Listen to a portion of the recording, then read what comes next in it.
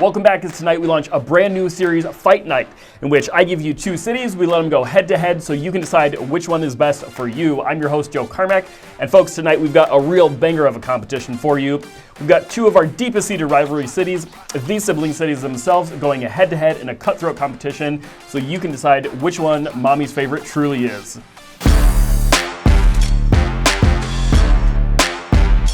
So here's how tonight's matchup is going to go. Each city has selected three of its brightest and best recently sold properties, giving their fans proof positive that they have the better places to live. The rules are simple. All of the homes must have weighed into the single-family homes classification, be located within just 4 miles of their respective downtowns, and have recently received a market valuation between $340,000 and $360,000 within the last 1 year. Any city found to have photoshopped any photos from one of their contenders will be automatically disqualified. After the match has been completed, it'll be up to you to decide which is the true winner and ultimately walks away with the satisfaction of knowing which city might be the better place for you to call home. Before we introduce our contenders, I should let you know that in our next episode, we're going to be featuring two of our finest suburban cities, so make sure you subscribe to the channel so you'll be notified about the upcoming release. Now, let the games begin. Coming to us from the east side of the Mississippi, we've got St. Paul, Minnesota. Home to just over 300,000 people, St. Paul's Capitol building has the second largest unsupported marble dome in the world.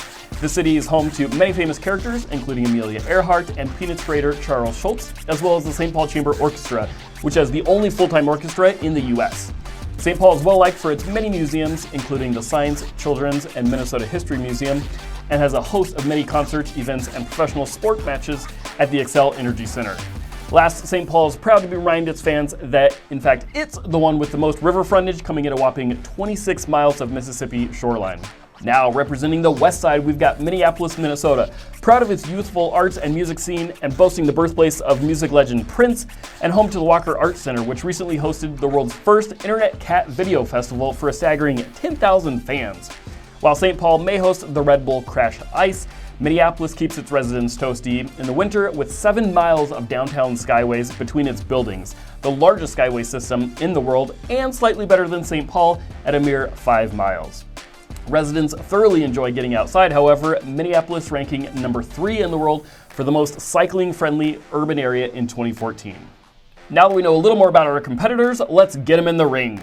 First up, representing St. Paul, we have a classic big box 2-story. This home's located in the Summit neighborhood and was built in 1900. The home's got 4 bedrooms, 2 bath, but 0-car garage, weighing in at 2,328 square feet. The home was last sold for $350,000. Now that you know the stats, let's take a closer look. So as you can see here, we've got a really nice classic St. Paul home, the big 2-story style with that gorgeous front porch. Sporting the classic large casing, old school doors, just a fantastic home. It looks like we have a gorgeous dining room there with beautiful woodwork, nice built-in hutch there. Kitchen's a little dated, I'll say, but it is large for this era of home. Certainly something that we'd consider ready to be updated, but again, very large for this style of home. Upstairs, looks like we've got some fairly standard sized bedrooms. This one must be the master. It's actually pretty good size. Upstairs, 3rd story unfinished. I've seen these finished once before. They can be a really, really cool design for some future square footage. Backyard certainly looks like it could use a little bit of love, but again, no garage behind the home, so a little bit bigger of a backyard. Not too bad of a start for St. Paul. Now let's welcome our first competitor from Minneapolis. This home is a 2-story home in the Seward neighborhood. This was built in 1900 with 3 bedrooms, 2 bath, and 2-car garage. This property is weighing in at 1,584 square feet. It last sold for $352,000. Let's see what we've got. Certainly a more eclectic look, sporting that artsy look of Minneapolis. This home is a little bit underwhelming on the outside. Seems like it could use a little tree trimming if you ask me. But then on the inside is an absolute stunner. Large open area, which is very uncommon to see in most Minneapolis homes. And it's got those beams on the ceiling, which is certainly a nice modern touch. As we make our way to the kitchen there, you can see we've got a large eat-in area. That's very uncommon to see in Minneapolis, so extra points for sure. Very nice skylight in the kitchen dining area as well. And then you can see the kitchen has certainly been updated. Newer cabinets, newer backsplash, but certainly an ode to the retro style of the 1900 era. Also, we can't miss, you can see right out that back door there, you've got a nice little walkout to what looks like a deck. We're gonna see what that one is in just a minute. Upstairs, we've got pretty good sized master bedroom, it looks like. Oh yeah, very nice. Decent closet space. That's certainly a lot of people are going to consider that a small closet, but in Minneapolis area, that's a pretty decent size there.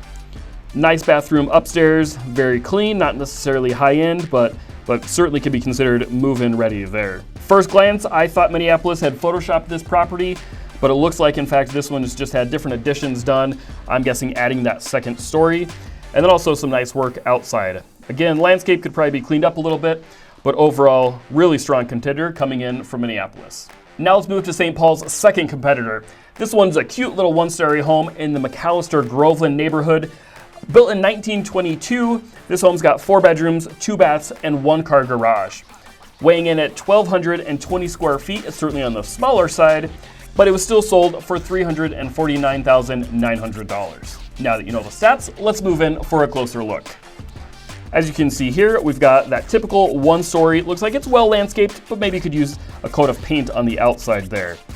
Overall, a very cute home. Again, hardwood floors throughout, which is very common for that era of a home. Looks to be in pretty decent shape, with some updates in the kitchen, granite countertops, newer appliances as well. Really nice updates there in the bathroom. That's really great to see. Bedrooms look to be about a typical size.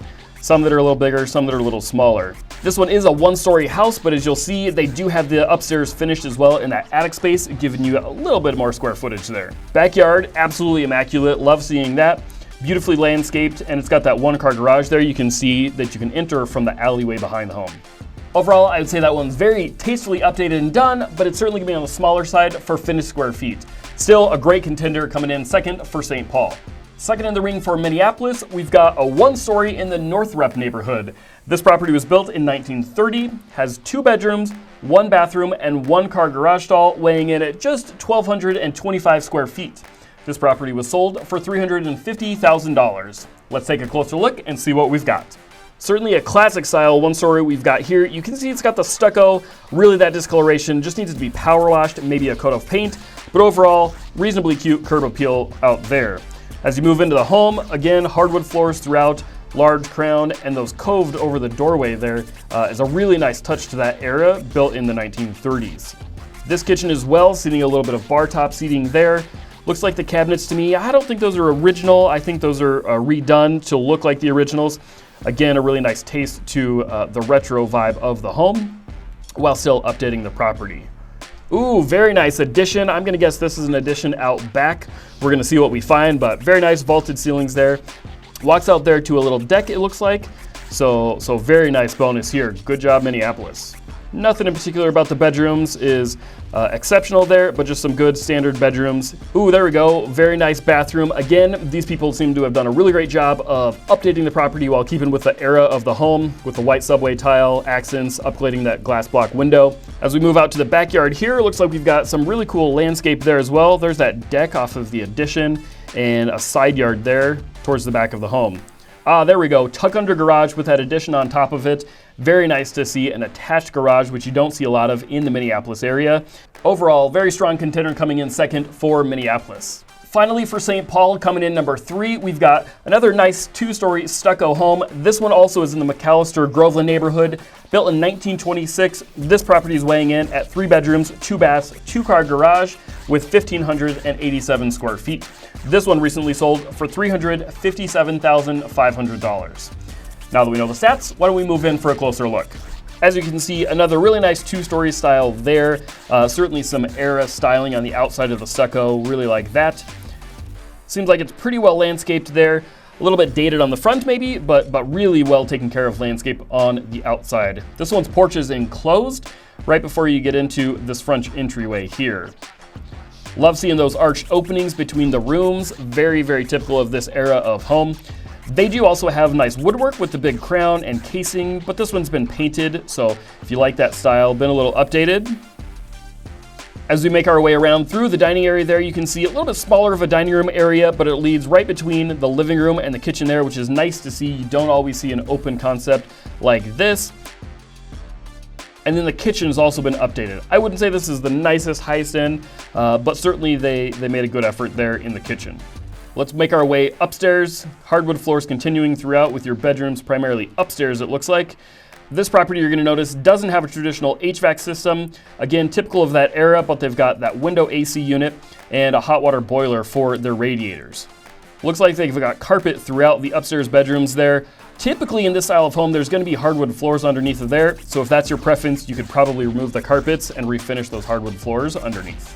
Looks like a small but decently decorated bathroom. Really nice showing coming in from St. Paul. So let's see how Minneapolis compares. For Minneapolis, contender number 3 is a 1-story home that's been made into a 2-story in the Field neighborhood. This one was built in 1921. 4 bedrooms, 2 bath, 2-car garage, weighing in at 1,700 square feet. This home last sold as well for $350,000. All right, let's look at this guy. What a really cool style from the outside. Again, it's just a 1-story, but then they raised that roof line, it looks like, made it into basically a 2-story property there, keeping with that front porch, which I am a big sucker for sure. Let's make our way through the home here and see if there's any little surprises for us. Again, you've got the really nice woodwork, AC units and radiator, which is unfortunate but very common for this style. Something this home really sports, if you can see here, we're in the living room looking into the dining area, but then they've got this cutout into your kitchen. So really cool feature there coming in from Minneapolis. Most homes like this in this area are going to be so closed off. Typically there's only going to be this little doorway on the right hand side there, but then they've opened this opening there to the dining areas, which is really nice for entertaining, keeping you a little more connected with your guests. Bathroom's certainly been updated. I don't know if I would say recently, seems a little bit more of a dated style, but certainly nice to see that update as well. Downstairs has been updated very nicely. You can see they've got the baseboard heat there, as well as what looks to me like ceramic tile in the basement. And then finally outside, large deck, great for entertaining. Looks like it's very well landscaped with your detached garage there off of the alley. Another strong contender for Minneapolis for sure. Now that we've seen what each city has to show, let's recap. St. Paul and Minneapolis both boast proud heritage in the majority of their homes, typically ranging between 1900 to 1950.